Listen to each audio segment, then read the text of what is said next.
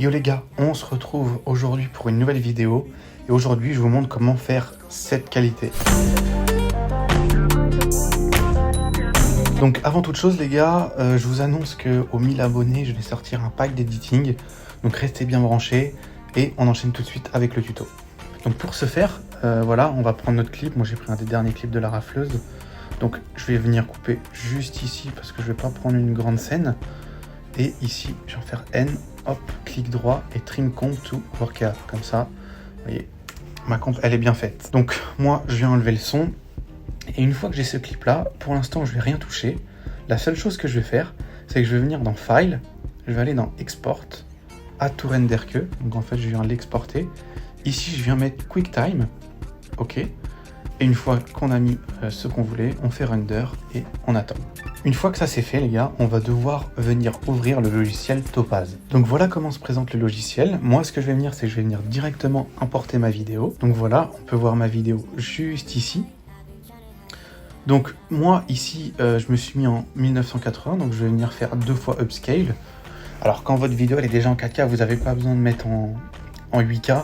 Vous gardez et vous mettez les mêmes réglages que je vais vous montrer.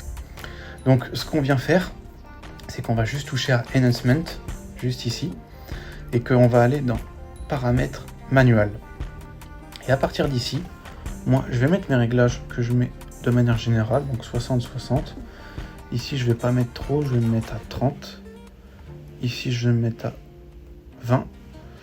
Diallo, je mets pas grand chose, je mets 10, et ici je laisse à 0. Ensuite, je touche pas ces deux choses là.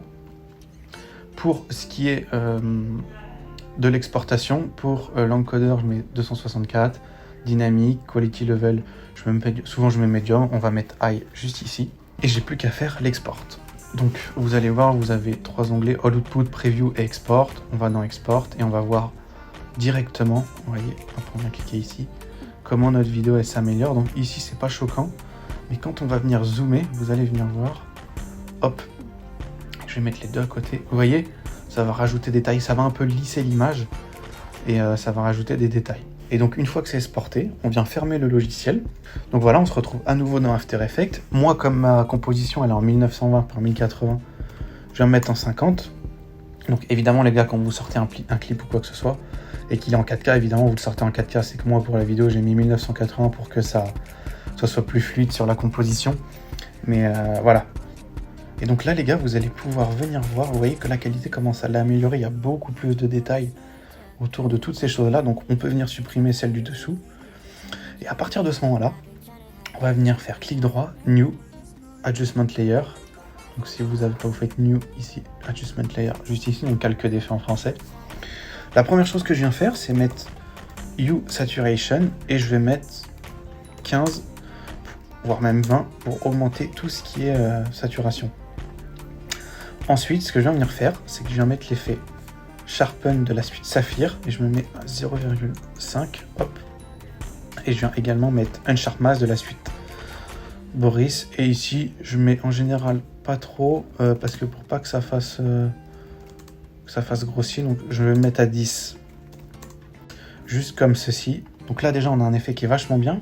Ce que j'aime bien rajouter, c'est l'effet Center Spot que je mets à 5, et que je viens coller un petit peu plus. Vous voyez, ça va rajouter du flou autour de votre image. Et là, vous voyez la qualité qu'on a les gars. On a une qualité qui est très clean par rapport à ce qu'on avait avant. Donc voilà les gars, le tuto il est terminé. Alors vous pouvez toujours rajouter le plugin Lux, donc juste ici, pour venir mettre de la chromatique aberration, des choses comme ça. Mais je pense que je vous montrerai dans une autre vidéo comment voir tout ça, parce que ici c'est peut-être pas nécessaire. Je vais juste mettre ici, vous voyez, hop, Optical Diffusion, je viens faire OK, et là vous voyez ce que ça vient mettre, hop, ça nous met du glow. Vous pouvez également mettre ce glow, je vais désactiver juste ici, en mettant du glow de la suite Saphir, juste ici, voilà. Donc moi ce que je viens faire, c'est que je vais en mettre à 0,5 pour pas que ce soit trop puissant, vous voyez, hop, comme ça c'est pas mal. Et voilà notre effet final les gars, c'est très propre et vos vidéos elles vont devenir beaucoup plus jolies.